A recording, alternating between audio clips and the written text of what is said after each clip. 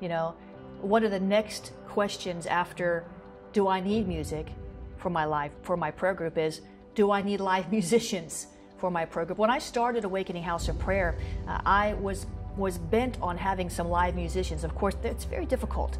It's very difficult. You know, we all look to the IHOP KC model, which is absolutely fantastic, but it's not always realistic to have live worship.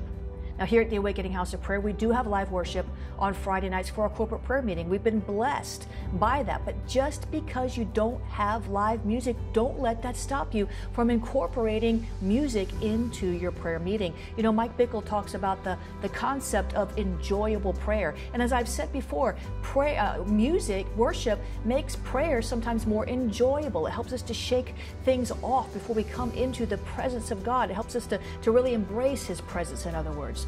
You don't need live musicians. Listen, you can sing a cappella. You can put on some CDs. You can live stream some music that you really like from YouTube. Today, in the world we live in, there are all kinds of ways to get engaged with music, to bring worship and praise into your prayer room. You know, we've had prayer meetings where they turned into nothing but giant praise and worship meetings, because even though we were live streaming, we live streamed to Catherine Mullins on YouTube one day, and we were dancing and jumping around. You know, praise and worship is part of our prayer life. So, you know, don't worry, don't be concerned if you've got to go live stream. You got to put on CDs.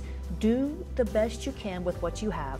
Worship and praise God. Pray, intercede, do warfare, and then God will move, and you'll see an encouragement. You'll see a growth. Stick with it. Don't worry about the live musicians. God's got this.